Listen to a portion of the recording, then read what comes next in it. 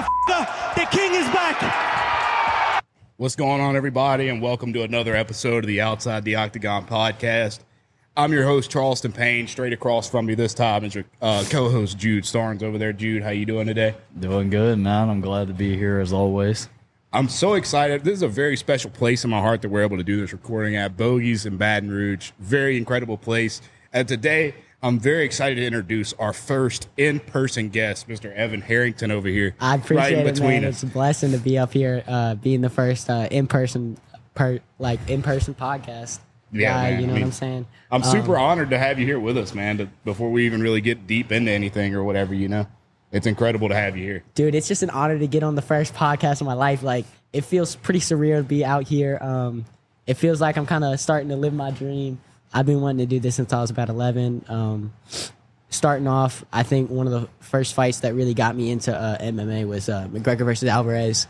I had made a prediction for McGregor, and my dad was always like, "Oh, no, McGregor shit, he's gonna get wrestle fucked." And I was like, "Nope, trust me, Dad." And he fucking pieced the shit out of that guy. But you know, Alvarez is one of my favorite fighters too. That guy's a fucking dog. I love seeing him fight. You know, seeing his shit in bare knuckle, watching him fight Chad Mendez. That shit was insane. Yeah, I love the bare knuckle. Like, Dude, bare knuckle so shit. tough. Yeah, our last guest that we had before we did, it hasn't came out yet, but that'll be coming Friday. We might drop both Friday. You know, who knows? It just depends on how I'm feeling. Dude, I'm further into my career, I'll definitely do some bare knuckle once I'm done with my MMA shit. And oh my you god, know, dude. You gotta, if you do, bro, you have to let us know. Oh, you know, of course we'll be there. You know, I mean, hell yeah. Like we were talking about before we got started on the pod and everything. Our first Jude and I's first MMA event that we got to go to was at BFC, and absolutely loved it. Absolutely enjoyed it. You know, and you put on a hell of a show that night, regardless. You know, Dude, just for yourself. And just a lot of it was to do with the preparation, you know, working with my guys, Yaya, Riles, and Coach G. Those guys really started pushing me in a lot of ways. Yaya is one of the hardest workers I know. He is obsessive about the game, and it started to rub off on me in a lot of ways and started to make me push myself. And I owe a lot of this past performance to him for getting my cardio right and shit like that, because I was having trouble with my cardio in my first couple fights. But he really pushed me to start to push myself and take accountability for how I perform. Right. And, you know, as long as I've been in this sport, seeing my boys around me make it or fight and just try and strive for something is fucking so sick. It's so nice to see the team around me try. Yeah, most days. It's a beautiful sport for certain, you know, undeniably. For sure. And like, people might not think that the BFC is a big deal, but let me tell you, we went to that fight. There are so many good fights. Like, there's 13 fights total. All 13 of them, almost everyone had a finish. Like, to me, it was way more fun than watching UFC because a lot of guys play it safe. Y'all really do it. Yeah, and those the amateur cards really bring out the fireworks. I think if you really want to get captivated with the sport, I think the best way to go is go catch a regional show. Wherever you are, go catch a regional show. Go check it out. You really don't understand how beautiful the sport is until you go check it out in person, because that's where you really get to take it in, all the theatrics and, you know, the music and shit like that, the walkouts. It doesn't hit home as much as it does when you're in person, seeing the struggle, seeing the all the prep and stuff like that. You see the teams, you see the blood on people's faces, like people getting splashed with blood in the crowd like that. It's very primal. I think that's what it hits home. Right. And being in person with that really starts to actually tick that box for you. I think there's nothing like being live at a show, and that's why I really stress that, like, you should come out to some fights. Like, you should come out to at least one somewheres, wherever you at. And if you're in the New Orleans area, 100% the premier organization to go to is BFC, because those guys really know how to put on a show, and the cards are usually very, very exciting. These guys really want it. And when you're going up in that sport, you know, these guys are super hungry. Almost all of them really want it, and it just shows, you know. And once you really already made it, like, you see the UFC guys, they'll play it a little bit more safe and stuff like that, just because they're professionals and this is how you make your money and stuff like that. But when you have nothing to lose in the amateurs, that's when you really get to let loose and show your skills. And You know, of course, it's cool to see the best of the best go, but it's also really cool to see the growth of younger guys and newer, fresh talent go at it. Right. Yeah. I mean, it was, first of all, I mean, I've already said this in the most recent podcast that we dropped, but the BFC put on an incredible event. You know, first of all, my guesstimate for the Pontchartrain Center, I did not think it was going to be as great of a venue as it turned out to be. I mean, they had it set up perfect, man. Dude, I mean, yeah. there was nothing bad I could say about being at BFC. And to elaborate on that, I actually helped set up that show. I'm not going to lie to y'all. I actually, me and my brother were on that card setting up the show. So I know Joey Ancona pretty personally. He's a very cool dude.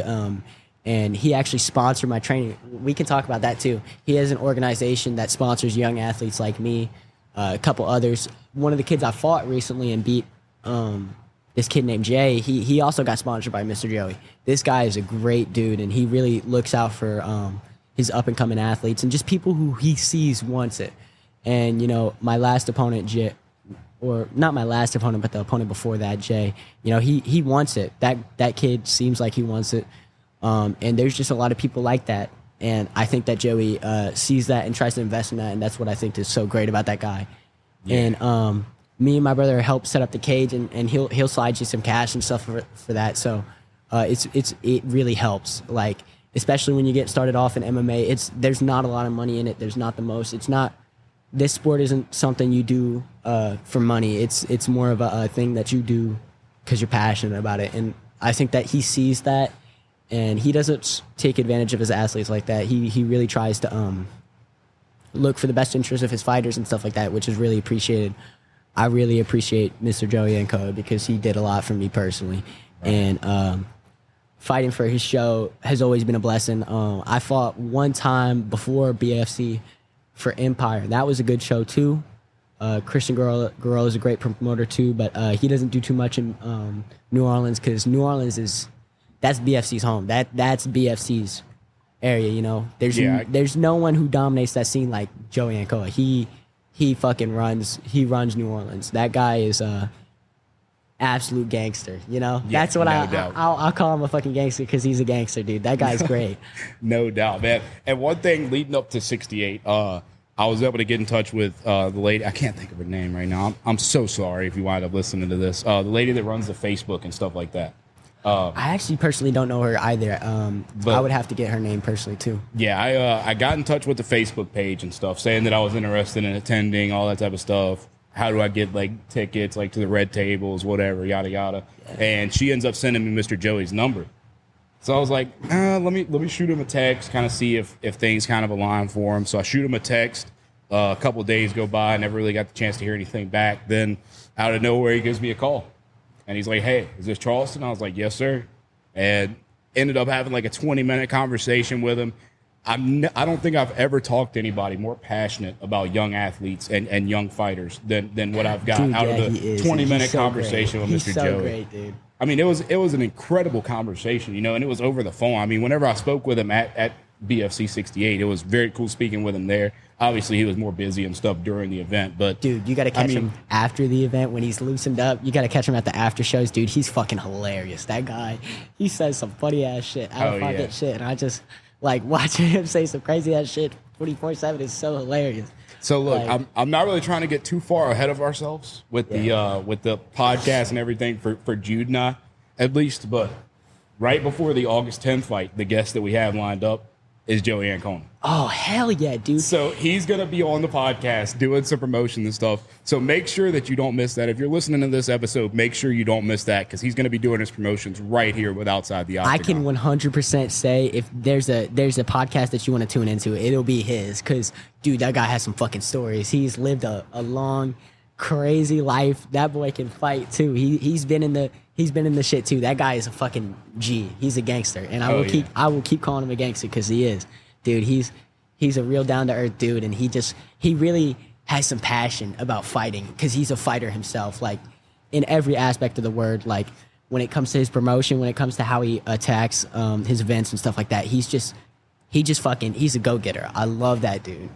Right, yeah. I mean, I could tell. I mean, like I said, with the phone call I had with him for the 20 minutes we spoke on the phone, there was nobody I've ever talked to that seemed to genuinely. I mean, I've played high school baseball, high school football. I don't feel like that I even had that much connection with my coaches in a small town. By no means am I disrespecting those guys either. I mean, they're great people. I love everybody that coached me growing up, all that type of stuff. But I feel like the way Mr. Joe was talking to me, it just felt like that he just had such a connection with all the guys in there. And like you said, he sponsors you guys with training and stuff like that.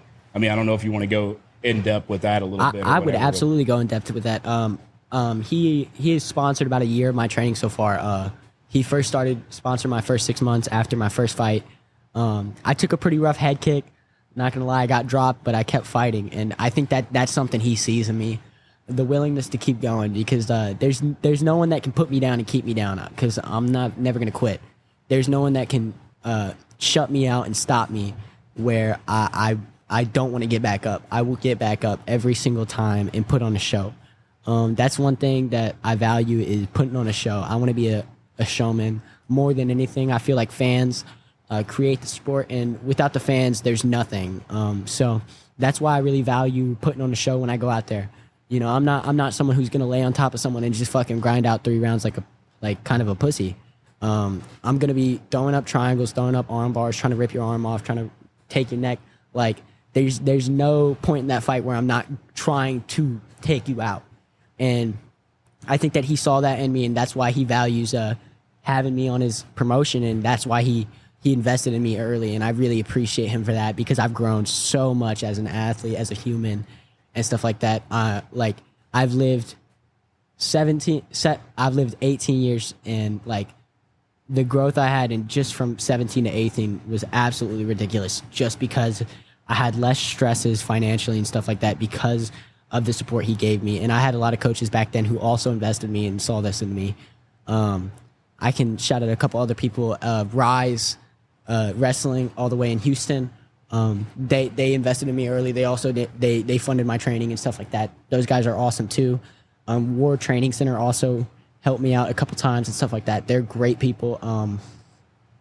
I just appreciate all the people who've helped me out, and I like to shout them out, because that's giving thanks and stuff like that is very important. Having gratitude for the things that people give you is important, I think. Right, absolutely. And one thing that I'm thankful for, you know, one thing I picked up off what you just said is how you're a showman, and the way you kind of, like, after your fight, you come out into the crowd, you're interacting with everybody. I mean, that's how I met you. You know, I just like by a child, I was like, didn't that guy just come out of the fight? Yeah, no. Jude's like, yeah, and I was like, dude, we got to go talk to him and see if he'd be willing to come on the podcast. And you're such a humble person, like, just down to earth. And I do appreciate that about you. I mean, showman is the nail on the head with a word for yourself, you know. And I'm sure Jude's got a question. I'll let Jude go ahead and get into whatever he's got to say. But I mean, you just do an incredible job of just being a great person. I mean, stepping out of the ring and immediately coming around, shaking hands, you know, signing autographs for young people. You just have to. And I think that fighters that don't do that hurt the sport. I feel like anyone who's not in the crowd after the fight,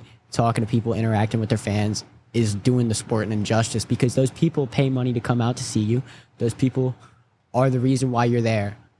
There's no show without the fans, because money's got to come from somewhere. And I feel like showing the appreciation back to these people is the biggest thing ever. And I really hope that throughout my entire career, I keep this humble mindset I have currently, and just give back to the fans in the little ways I can. You know, I don't exactly have crazy funds to be sponsoring people or anything like that, of course, because I'm sponsored myself. So, you know, but doing little things like signing autographs, talking to the kids, like it brings a lot of warmth to my heart, and makes me feel like I'm doing the right thing and I'm making the right decision with my life, going this direction. And you know, for me, I obviously have to figure out a career and stuff like that. I'm in engineering technologies in college right now, doing an associate's, and I'm just trying to figure out ways to subsidize my life and also do MMA, because again, there's not a bunch of money in the sport, but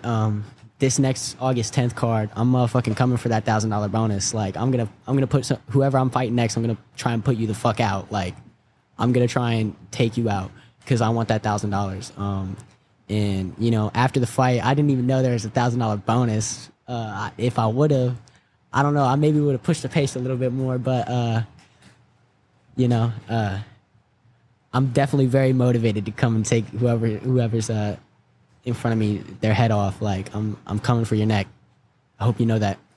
But yeah, I mean, like Charleston said, like super humble guy, super cool dude. I mean, we was talking before the podcast. He's just a cool, normal person. I mean, he's easy to get along with and everything. So I like that, you know. Dude. And but he's a great fighter for sure. But like I said, like we're gonna try to give the fans what they want, or you're gonna try to give the fans what they want. So, what got you into the sport? Like, what's your story for getting into it? When I was younger, my family was going through a little bit of financial constraints. So I was playing baseball from about 5 to 11. I was very passionate. I get very passionate about whatever I get into because I feel like if I'm not putting my all into something, well, what the fuck am I doing? You know? And I will say that as sad as it was to let go of baseball and stuff like that, in a sport I was very passionate about, finding MMA definitely kept me alive. Like, through a lot of depression, through a lot of hard struggles in my life, MMA was always there. Those exercises, you know, staying in the gym keeps you away from a lot of the bad in the world and getting in the wrong crowds and shit like that. So for me, MMA was a vital part of my life, and I'm never going to let go of it. Even after I finish fighting and stuff like that, I'm still going to be a part of the sport. Maybe one day I'll open up my own promotion and stuff like that. Or I'll keep it going with Joey and Co. I'll when he's done with the sport, maybe I'll step up or something like that. You know, you never know. I would love to own my own promotion, own a gym, something like that. Like, I'm very passionate about MMA, and it's the thing that gets me going, gets me up in the morning. You know, and you have to have something that gets you up in the morning for sure. Right. Like, you have to have something. I told Jude today, man. He called me. He's like, "Man, I'm about to be headed that way. What are you doing?" I was like, "Man, I was driving back from work because I went over there to kind of finish some stuff I'd left behind at work, you know." Driving back home, I was like, man, let me tell you. I was like, I'm just happy. I was like, because ain't no point in getting out of the bed if you ain't living the dream. Exactly. And that's the truth, man. That's the truth. That's the truth. That's the truth. I'll say it 4 times. Fuck Absolutely. That is the truth. So usually this is a question that I would kind of start off with anytime that we have a guest. But Absolutely. I always like to ask, outside of fighting, outside of being in the spotlight, like, how are you doing, like, as a person? And what's a day in your life like whenever you're not doing something with MMA? Honestly, there's very little days that I'm not doing something with MMA. Honestly, when I'm not doing MMA, I kind of go a little bit crazy. It's like I have to be in the gym, have to be doing something, because I feel like I need to be progressing towards something every single day. And it's a personal struggle not to be in the gym. And it's actually very fulfilling to have that itch. For a little bit, I lost that hunger there. I was going through a pretty nasty, toxic relationship and stuff like that, and it had drained me for about the first 6 months I was training and stuff like that. I just had that hindrance on me. And I think that when I really started to up my game and change was when I cut that person out. It's a very big deal to cut people out who drain your energy. And if someone's not invested in your dreams, someone's not invested in who you are and are trying to make you feel realistic about life, like, there's no realistic. You fight for your dream and then you go for it. It's straight like that. And moving on from that and getting invested in myself again was the most rewarding thing I could have done. Right. Yeah, absolutely, man. I mean, going back to it, though, bro, I mean, I know I've said it a lot already in this episode. MMA is just such a beautiful thing. And being able to be at that BFC 68, that being my first event that I attended, it was just, I'm hooked. Dude. Like, I was there, I'm sitting there, I'm like, Jude, I was like, if I had the guts to go out there and get in the octagon, I would do it. I was like, I don't like getting knocked out. And you know what? You know what's fucking insane? My brother, who also helped me set up the cage and stuff like that, back to the cage setup and stuff like that. I helped set up the cage. Like, I was literally lifting metal and moving the cage parts personally with a couple other guys, setting up the entire venue and stuff like that. So having those roots and seeing the backgrounds of the show and stuff is so rewarding. If you get the chance to be a part of the background, do it. Like, trust me, do it. It's so cool. And meeting the people back there and just, they start to free flow conversation because that's how it is when you work. It's sick. And the people and the personalities that you meet on the backstages is really a lot of the fun. Right. Just as much as a fight, just as much as everything. It's the people you meet and shit like that. It's the connections you make for sure. And I can personally say I've never had a closer set of people than the people at the West Bank. West Bank NOLA MMA. Those my people. I fucking love y'all. You know, throw up the fucking W. Yes. Y'all better throw up that W too, because we have to. Yeah, those boys have. They invested in me from the start. My first day in, my coach was like, "Hey, you want to take an MMA fight?" And I was like, "Fuck it." And I took my first fight and I started training off the bat. So I was like 2 months into training when I took my first fight. And not gonna lie, I got my ass beat a little bit, but it was some fire. It was so insane to. I've always had a good presence with the crowd. I know how to rile people up, and I like to interact with people as I'm fighting. It's fun to like connect with the crowd and just it's the theatrics of it all. It's so much fun to be a part of that moment and really take it in. And it's a truly surreal experience. My first time stepping in the cage, I remember hearing the chain lock on that fucking door, and I was like, holy shit, I'm in a cage with and this dude was like a full grown man. He was like 24 or something like that. I don't even remember. But dude, looking across from him too, he's fucking, I don't cut any weight, so I walk around 25. So fucking looking across from the dude at weigh-ins, he did not look that big, but I fucking saw that dude on fucking like fight day, and I was like, God damn. Yeah, because I mean, a lot of these guys. So you said you don't cut. Like yeah, you walk around at 25. I walk around at my weight. It's a little bit of a struggle. I need to start to put on a little bit of weight. That's one of the biggest things that I'm working towards. This next fight camp is trying to get a little bit bigger, trying to put on a little bit of mass. I think my rehydration in my last fight was really good. I immediately after weigh-ins hit a pho shop, and then I was eating, and that's very necessary. Being ultra hydrated as you could possibly be is one of the most important things, because that dehydration sets in real quick when you sweating. Oh yeah, it's big. Rehydration's big, because I might cut like 4 to 3 pounds. Like I walk around close to the weight, which is abnormal for MMA. A lot of these guys are cutting about 20 to 25 pounds, about 30. Especially in the pros, they can get up to 40 pounds. I know a lot of the guys at my gym cut a good amount of weight. These guys are big. Like, you don't realize how big these guys are until you see them in person. And that's what I think is really dope about going into the shows live. You just really start to see the level of athletes that are in there. Like, because when you're at a UFC show, you watch these guys and they're at the same level, so they make each other look average. But these guys are fucking ridiculously good. They're so good at every single aspect because you have to be. In this day and age in MMA, it's getting so advanced so fast. Training is getting more and more, what's the word for it? It's definitely evolving. It's evolving. For sure. I don't know if that's the word you were looking for, but not exactly. The game is ever changing. The sport of MMA it's growing fast. It doesn't stay the same. Ever, and that's what's so cool about the sport. You know, seeing a couple rising stars like. I'm really into this guy, Peyton Talbot. That guy's a fucking killer, dude. I love watching this shit. We just talked about him in the last episode. Like Peyton Talbot, Sean O'Malley. I'm trying to have that type of flow. I'm trying to be that type of star. And I think that I can work a crowd like that, and I will work a crowd like that when I get into the UFC one day, because I will make it. And I just want to work a crowd like that. I want to be a star everywhere I go. And I want people to invest in who I am too. I don't want to just be a face and a fighter. I want people to understand that I'm a human too, and I have a message too. And it's, you know, I've been through a lot in my life. I definitely had a hard childhood, in my opinion. And like having something to fight for, having that chip on your shoulder is a lot. A lot of these guys, you know, you're not going to hear their entire story because people aren't going to open up to the entire earth about fucking all their shit, because everyone's got something that fucks with their head, you know what I'm saying? And being able to push through that, being able to step in the cage anyway is such a big deal. A lot of the guys at my gym have been through a lot too.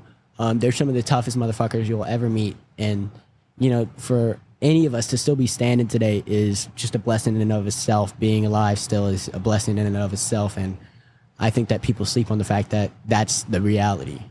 Right. Yeah, most definitely, man. And that's the beauty of what Jude and I do with the podcast, you know, because I believe everybody in MMA, from even the teenager scene all the way up to the UFC world champ, you know, I feel like everybody's got a story to tell, and it should be heard. And that's the beauty in what Jude and I are doing, you know, with this Outside the Octagon podcast. That's why we named it the Outside the Octagon podcast. Yeah, because it's life outside. We could talk about what goes on inside. Obviously, with our guests and stuff, we're going to have those type of questions, you know, kind of pick your mind a little bit about what you do, like leading up to your fights, whatever. But a lot of it is just what goes on with a guest, you know, whenever they're not in the octagon, you know, whenever they're not fighting. Like, because my life isn't only fighting, you know, I'm not a one-dimensional person. There's a lot more to me than just hopping in a cage and fucking throwing some hands. But, like, these people are very complex. They're not dumb. There's a lot of stigma around a lot of MMA fighters that they're meatheads, stupid. But, dude, I've met some of the smartest people from MMA, you know. Like, Yaya Riles is a fucking genius. That dude is smart, and a lot of these guys hold good professions. They're like electricians, HVAC. You'll see them working at your hospitals, at the Superdome and stuff like that. Like, these guys have legit professions. They're not just fighters. Right. Their life is so much bigger than just fighting, but fighting is a part of their life, and it's a big part of their life, and it's a big part of how they get up in the morning. Right. Yeah, exactly. And one thing I've noticed about every fighter that I've had the opportunity to talk to so far, and the ones in the future, I'm sure it'll be no different, is all these people are just so motivated. And fighting is, for the most part, what motivates them. You know, like, you got to have a different type of animal in you, you know? Most definitely. You know, I mean, it's kind of cliche, but you got to have that dog in you to get out there and go out there and fight. You know? In my opinion about fighting, my coach G told me this, and I stick by it too. 50% of fighting is cardio. People sleep on that. 50% of it is cardio. 30% is just having a fucking dog in you. And then 20% is the technique, I think. People sleep on the fact that just being conditioned, being a well-conditioned athlete, it's so hard to get in proper shape for MMA because you have to be elite. You have to be elite physically, strength-wise. You have to have elite cardio. You have to be able to go for a very long period of time. And you're throwing fists. You're not playing pillow fights. You're not throwing a ball. You're throwing fists. And you're getting hit. It fucking hurts to get hit. It'll gas you out to get hit. So, you know, when you're in the cage, it's exhausting. It's the most exhausting thing. Like, my first fight, I could feel the blood pump into my teeth. Like, these are things that a lot of MMA fighters don't talk about a lot, but it's absolutely exhausting. After my second loss, I was in the back throwing up fucking a little bit of blood and shit like that. Like, it was rough. And, you know, I had a moment there when I was considering if I wanted to keep doing this, but, you know, when you really get down to it, if it's your dream, you got to go after it. Even if it sucks, even if it hurts sometimes, like, and seeing the reception from the crowd after I won, and also just even after my losses, there's kids coming up to me telling me that I was one of their favorite fighters, and, you know, that's what really keeps you in it, too. It's obviously personal motivation is big, but having kids walk up to you and tell you that they're your favorite fighter and you motivate them to want to do it too, and they're telling you how, like, they're gonna do it when they're older. Like, I was that kid back then, so seeing that is just absolutely beautiful. Yeah, absolutely. Straight up. So, obviously, we was at the last fight. Saw a lot of spinning wheel kicks. Dude, that was really clean, but that kind of leads into my question. Like, we talked before, and you said that you was a wrestler in high school. But what area of your game would you say, like, evolved the most? Oh, 100% my striking. Coach G is a killer striker and stuff like that, and they go at it hard at my gym. So I was thrown into the deep end off the rip. I got my ass beat on my first day bad. Like, I had a split lip. I looked like shit after that. But you know, when you're in the shit and you're, like, hunched over, throwing up over a trash can and stuff like that, you realize what you're made of. And a lot of people take different walks in life. You know, some people are Marines, some people fight in different ways. There's a lot of different fights. There's people fighting for other people's lives in hospitals and shit like that. There's a lot of fighting people, and people, it culminates in different ways. People in college pushing for their dreams and stuff like that, going after their studies and stuff like that. That's admirable too. There's no walk of life, in my opinion, that's not admirable. Yeah, I mean, I totally agree with that, man. And like I said, once again, going back to why podcasting is such a beautiful art as well as the sport of MMA, you know, just, and the fact that we're able to combine the two, that Jude and I, you know, it's really crazy how this podcast started. Like I was doing podcasts, like I told you before we started. I've been in the game for 5 years. I know we kind of talked about this in the trailer, but I'll kind of dig back up a little bit. But I was in the game for 5 years, you know, I've been doing this for a while, and then stepped out of it. Probably had like a 8-month hiatus or whatever, because one of my podcasts got shut down for copyright because we interviewed a rapper. I had the rapper on, very good friend of mine, still talk to the guy to this day. We did a freestyle at the end of it. And I used a YouTube beat, and it said free beat in the tag. And the next thing I know, I get an email one day, and it's like, this episode's being removed. This episode's being removed. And then they kept removing. Next thing I know, I got one episode left, and about a month or two goes by, and that one was gone too, and I got locked out all my stuff for it. And That's absolutely the worst. So like 8 months goes by, I'm not doing anything with it. I got all these microphones, you know, I had all the setup and everything, and I was like, man, it's just collecting dust. So I called Jude one day, because Jude was there at the very beginning. I was like, dude, we talk on the phone 3-4 times a week for an hour, strictly talking about MMA.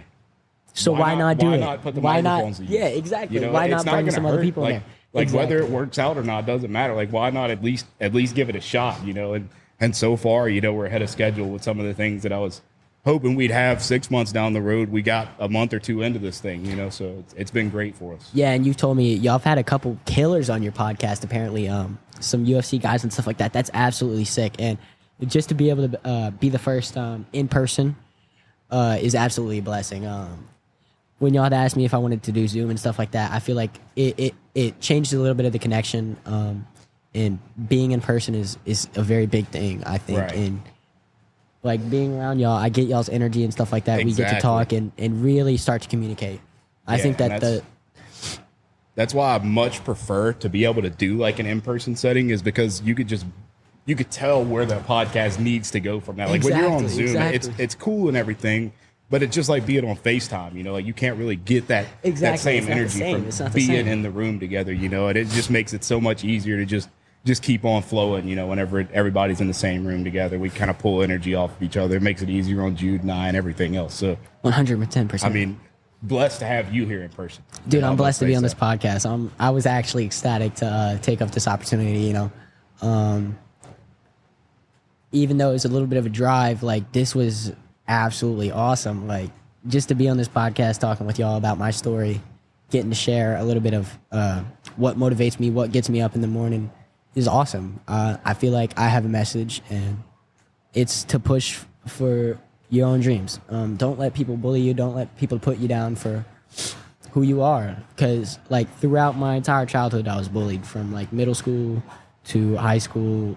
The first 2 years about, I was fucked with a lot. And like growing into your own person is so rewarding, and starting to have a little bit of self-belief and confidence that you have value. Like whoever you are watching this and stuff, you have value and stuff like that. You have something that could wake you up in the morning and get you going. You just have to find that net. And I get that's hard, and I get that you might not exactly have an idea of what that is yet, but keep looking, keep striving for something.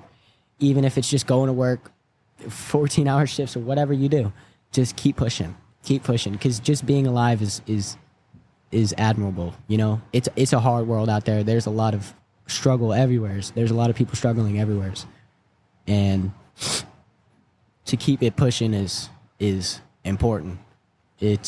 There's a lot of moments where people can give up on themselves, or even, you know, pull a trigger or something like that. It's beautiful to keep pushing. Yeah, most definitely. Yeah, and that's definitely what I like to hear. Like, to me, no matter what your passion is, like, find a passion, find something that you want to do in life, whether it's the podcast or MMA or, you know, even hacky sack. I don't know what your passion is, but whatever it is, you know, find out what it is and just chase it, do it. You know, try to make it a living, chase your dream. And that's what these guys are doing right here. They're chasing their own dream and stuff like that. And that's what it's super admirable that they got back into it, you know. Right. Going through a full copyright thing, and y'all having y'all's entire podcast was probably very disencouraging, but y'all got back into it, and that's a blessing. Yeah, I mean, it's hard to like just lose everything that you were. I mean, we had that particular podcast that got shut down. It was running for 5 years, right? That particular one was 2.5 years. Before that, I did one for 2 years. After Hurricane Ida hit, that's whenever we stopped doing that. Jude was the co-host of that one at the time. Then I moved to college, moved out here to Baton Rouge, to go to LSU, do the Tales from Tigerland podcast for 2.5 years or so, and then just like that, in a matter of a day, it was all gone, all washed away. And it was pretty hard during that time. Like I said, took 8 months off from it. Pretty hard to stay motivated and try to find a reason to get back into it. Till, like I said, I was talking to Jude one day. I was like, dude, we talk about MMA for 3 hours a week. We could do it on a podcast for 45 minutes and have the time of our lives, Exactly. It's just little shit like that, getting back into it, keeping it pushing. And the brand of MMA and the sport, like I feel like at the time that we got on it was like literally perfect. Like the day our first podcast dropped was 2 weeks before UFC 300. And that's a perfect time to hop into it. Literally, like, we got into this thing at the perfect time. More people are talking about it now than ever before. It's a beautiful sport. You see things like BFC opening up on the regional scene to Louisiana. And dude, they're really starting to get big, though. They're starting to really start to seriously up their production and stuff like that. Absolutely. From the first show to the one I fought in, like, their production has skyrocketed. Like, the first show I had at the Pontchartrain Center, like, they had a lot of cool stuff there, but the second show that I was at personally was absolutely amazing. Right. Yeah, most definitely. So one thing I wanted to talk to you about is something that we were talking about, in the parking lot before we got out here, got everything set up and everything. You've had 7 fights in a year, and then you're going to fight. You just fought on June 28th. You're taking the next BFC event, and you're going to fight there too on August 10th. Yeah, this how do you make such quick turnarounds? How do you prepare for all those fights, going into something such a quick turnaround? It's called having that dog. Real talk. Real talk. But,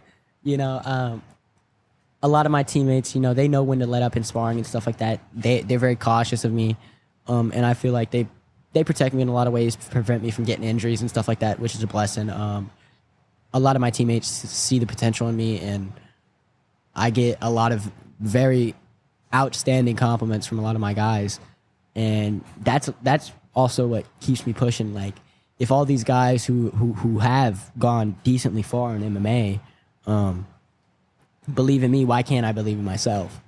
And if I have all this talent and people are saying it to me, why not invest? Why not strive for it? I think about after my fight with Matt Hafner, that was a real wake-up call. That kid's a stud. He's I think 4-0 now, or 5-0. He's a stud. He beat me in a pretty back-and-forth decision, but he controlled a lot of the fight. But knowing that I could hang in there with a guy like that definitely was very motivating. And my coach doesn't exactly protect me. He's going to throw me into the sharks, and I appreciate that a lot. I'm not someone who's out here to duck people. I'm not someone who's out here to avoid the toughest guys in my division. So having a coach like him is a blessing. I'm not scared of anyone at 125, and I will fight anyone. Yeah, and I like to hear that. Like, I'm ready to see. I like to hear a guy being active because he's really fun to watch. Electric. I saw the heel kick. Is really nice. Like, that's a really nice strike that I really saw that I think is really crazy smooth. So I want the to see funniest that part more. about that is I have not done a lick of Taekwondo. Never got taught that. I literally learned that move completely on my own. I never had someone even try and critique my technique on that too much. Coach G has also told me that my spinning back kick sucks. So, Well, hey, I'm not a coach, so I'm eating. I mean, it is what it is. But I'm gonna still throw that hoe because I got to put on a show. But for me, it's about being a showman again, and whatever I do, I'm gonna be fucking throwing it. Right. So I know you say you're a showman and everything, and there's no denying that. There's no arguing that fact. Like, that's the God's honest truth. When it comes to being a showman in MMA, is there any time that you go out there, go for a fight, and you're like, in the first minute of the fight or so, you kind of decide, I'm going to try something new. I'm going to try to throw a new technique that maybe I'm not that familiar honestly, with, but why not give it a shot in the ring, while there's The spinning back kick. You know? I usually don't use the spinning back kick too much in sparring. I don't throw it too much because connecting with that can hurt or injure an opponent. So when I'm at practice, I'm a pretty light sparrer. I don't really go too hard because I know I got a lot of miles to put on. You know, I got a lot of years in the sport left. So sparring crazy hard isn't something I'm too interested in because over time damage builds up and CTE is a real thing, and you got to watch out. You got to protect your chin. I got a fucking good ass chin. I will not lie. I can take a fucking punch, but you can only take so many. So being cautious of that and being respectful of your teammates and not throwing super duper hard is important because they got fights to go to. They got shit like that too. So I wasn't too accustomed to throwing that spinning back kick because I would always take off a lot of the heat from it. So I'd never really land it because, you know, when you're not throwing full speed on that kick, you're not really going to land it. Right. So in the fight, when I was just flowing, going up, body down, head, body, head, at the end of the combos, he was kind of like letting his guard down. So that's when I saw the opportunity to throw that spinning back kick in between combinations. And I think this next fight, I'm really about to put on a show. I'm about to be throwing some crazy shit. I'm going to try and, like, I know that this last fight was a show and y'all enjoyed it, but y'all should really check out this August 10th card because I'm going to fucking show out and I'm going to throw some wild shit in that fight. Right. So while we're here, why don't you go ahead and tell the people, you know, everybody that's listening, that'll be listening on YouTube, Spotify, wherever it may be, go ahead and tell them where the fight's going to be at, you know, what to expect, what time. It's going to be at the Mellot Center right in the backyard of the West Bank, and it's a smaller card, it's a smaller show. I won't lie to you, but in those smaller shows, that's when the energy is crazy because the cheers echo. I can say that, you know, the Pontchartrain Center had some good that show had amazing energy too, but Mellot also had some insane energy, and a lot of the people from the West Bank come out to support us because it's close to the backyard and stuff like that. But you know, I'm super excited for that one because it's in the backyard. There's a lot of people that are going to be there to support me. I'm pretty sure a couple of my family members are coming out for that too. So I'm super excited for that. Yeah. First of all, best believe you're going to see us there. Hell yeah, So dude. we will guaranteed be there. I've already told Mr. Joey, you know, I will not. I mean, Hey. as long as Put my name under that health-wise- ticket though. I get some commission from that. Oh, really? Yeah. The amateurs fighters, you know, you don't make too much money because, you know, you're not really allowed to. But commission is a thing. So for me, if you do show up to the BFC card, you know, throw my name under that ticket. There should be some sort of slide or a link where I'll be sending out to people or on my page, Evan. If it's good, I plug my Instagram. Oh, yeah, go ahead. Plug. Evan Harrington MMA. Just shoot me a text. I'll shoot you every single information about how to get a ticket and how to support me personally as an athlete and get me farther. Right. Yeah. I mean, that's what we're all about here, you know, especially working with people, you know, that are on the regional scene and stuff. We're trying to get your name out there to the people because, I mean, like me and Jude have already said a million times throughout the episode, you're an electric fighter. Very fun to watch. that. So, like, why not spread the word, you know? Yeah, and this next fight, the walkout song, you know, you know how I walked out to that Rihanna song? Tough. Ain't switching it up. It's going to be another Rihanna song. I ain't going to drop the song yet, but it's going to be fire. All right. You might have to DM us what it's going to be. I'll DM so that way on the way there, I could be bumping it just right, to get a little bit, bet. you know, in my headspace. But, well, if you can mute this out, I don't know how it works, but I can tell y'all right now. all right, hold up. Let me make sure. Try to talk right quick just to make sure. Nope, not the right one. Check. It was all right. I'm walking out to Don't Stop the Music. All right, bet. And if it's not muted out, we'll take it out during the episode. That's perfectly But fine. that's a bet, bro. That's a bet. I'll be getting lit. It's gonna all the be way down electric. there, It's gonna for be sure. electric. No, man, I'm so hyped. So I gotta shout out to my mom for that. She fucking put me onto Rihanna. You know, throwing that stuff onto the radio every single day or on the car ride home or to school, whatever. You know, she's a massive Rihanna fan. So yeah, that's tough, man. shout out to my mom. What's one thing that you do, you know, while you're in the locker room or whatever, preparing for your fight? What's one thing that you do to kind of clear your mind to walk into the octagon? I listen to or whatever? super unserious music. I'm a very unserious person before my fights. I'm making jokes. I'm cracking jokes with everybody. I'm chilling out, and then I also get about 3. I try to get about 3 good sweats in. Try and get that first lung out, because if you don't warm up too good, like, you fucking feel it. Right. Warming up is a big deal, and I feel like people underrate that for sure. You have to be really warm. I like to have a pretty decent sweat. I was already sweating by the time I walked out to the cage that day. Right. Yeah, absolutely. I mean, I know. I got to go back to. I got to say it again, man. Do not